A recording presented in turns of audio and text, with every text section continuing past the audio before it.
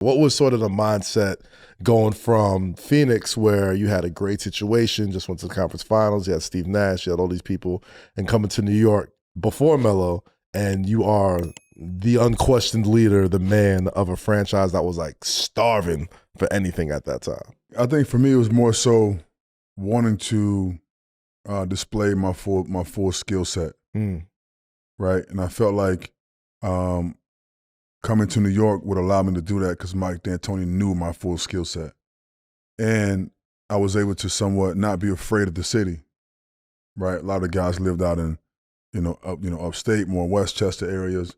I'm like, no, I'm moving to the city. Like, I'm gonna embrace this. You know what I'm saying? And as a player, it was a challenge for me. I'm like, all right, cool, I'm down with this challenge. Like, I'm not shying away from trying to be my best self, and to make my teammates better and try to build something here. And we started out solid, like 500. Yeah. And I was fed up. I'm like, listen, I'm tired of being the team. I'm tired of being like the facilitator. I got to really take over. And you did. We all remember that stretch. I think it was a 20, straight 25, 30 games, whatever. Straight 30 or something. Insane. Yeah. And so from that point on, we start rolling, and the city was on fire. You know what I'm saying? And we wanted to build something here in New York, and to build something solid. And that's how it started. So we get to the halfway point of the season, or whenever the point of the season happens, and you two have a conversation. What's that conversation like? You got to think. We're seeing what's happening in New York around the league, like league-wide. We're seeing the energy that New York, and when New York has energy, the whole league knows. Yep. Right, and all eyes is on that energy. So it was all eyes on him in New York at that point in time. Bron is making a decision, right? Chris Bosh is a free agent. Right. D Wade is, you know what I mean? Right. Now they looking at me. Melo, why you ain't a free agent? I'm still in Denver though. Again, I'm still loving. I was loving Denver at this time. Right. So I don't want to leave. I'm not about to be no free agent and leave. Hell no. Okay. Right? Now when I get to Denver, they hit me with the same shit. They start to rebuild. Right? But they don't tell me. They told him. They start to rebuild the roster. I'm like, okay, we not about to. We just went to West Conference Finals. We won 2 possessions away from winning the championship. Yeah. I do think we'd have got Orlando out of there that year. Yeah. So we 2 possessions away from winning the championship. All right? So why break that up? So now all that shit start to transpire in Denver, and I say, look, if y'all gonna rebuild, let's work on this together, and let's get a place. They came to me and said, what places you want? I said, there's only one place I want to go to, and it's New York. And he's like, oh, no. No. Because New York has nothing that we want. But we have a deal in Utah for you. They was going to send you to Utah? George Carl wanted to send me to Utah. He wanted Derek Favors. That's crazy. He wanted Derek Favors because they was rebuilding, so he wanted a young power forward. Right? Then Jersey came, and then that situation started.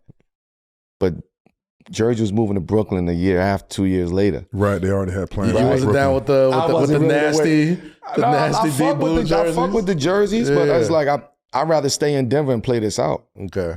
So now, I remember you telling me something about this too. It was like, New York comes in. Okay. And I was going back and forth, and little meetings happen, and real gentleman's conversation. I hits that. He like, yo, this is crazy up here. Like, yo, this shit. And we see him 8 straight 30s. Like, it's he like had the Garden lit. Him and Raymond Felton was supposed to be all-star. They was all-stars that season. Gallinari. Raymond Felton too. Yep.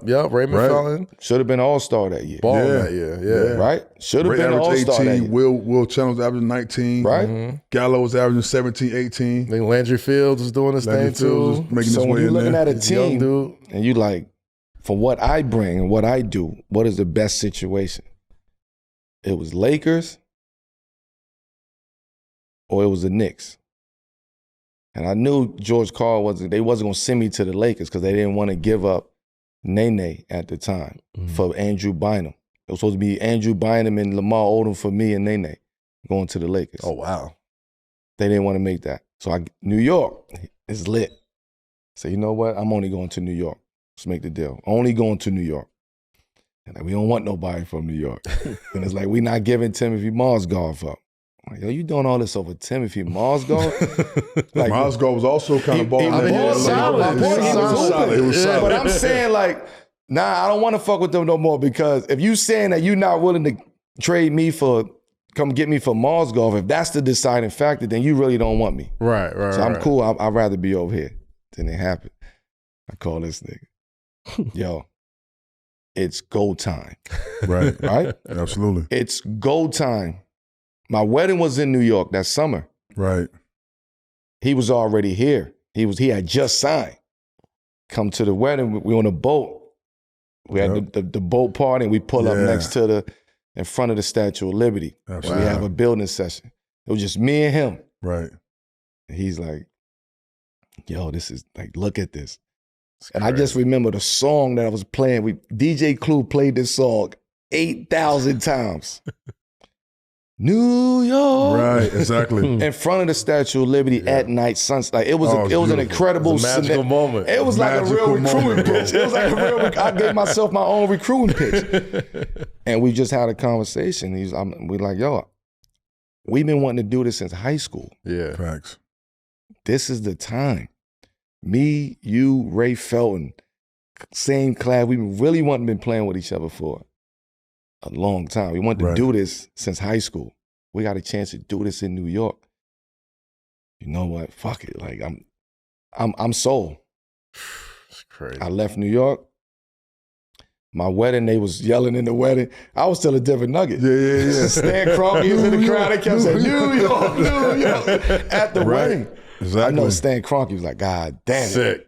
Sick. But that was our connection. And when I got here, it was like, it's time to we gonna lock in, because you understand where I was coming from. It was a narrative that I just was forcing my way out. No, I saw New York as an opportunity for me to come in that needed what I was gonna bring. I got a power forward with Stat. I got a good point guard in Raymond Felton, lob guy who can really pass the fucking ball. Right. I wanted Wilson Chandler to stay, and I wanted Danilo Gallinari to stay. Right? That was my ask. Like, yo, if you trade, keep them. And it was hooping too. Because if I come into that, we gonna rock out. Oh yeah, no question. You get what I'm saying? No if doubt. I come into that, we gonna rock out. You know, they still hold it over our heads, man. It's like, man, they gave up too much. So I don't give a fuck about that. I'm just saying, man, they can say what the fuck they want to say. I'm saying the reason why I wanted to come to New York, and the reason why I didn't take that deal is because, for one, I was a little uneducated on how the business of basketball worked. So I'll own up to that. But for two, I wanted my own shit. I was in Denver with my own team, my own organization. Like, I didn't want to go be third, fourth fiddle with somebody else. Right? So I came to New York. It's New York. This is my type of energy. This is my shit. This is my energy, my homegrown family. Like, I need back on this. the East Coast. If I'm going to go anywhere, I want to be in front of that energy. Right. Okay? Because I know what I was chasing at that point in time. And if I can do it in New York with something he's already started, he jump-started it. Right. So if I could come in and help this nigga out and we do it together, oh my gosh. And that was all we used to talk about.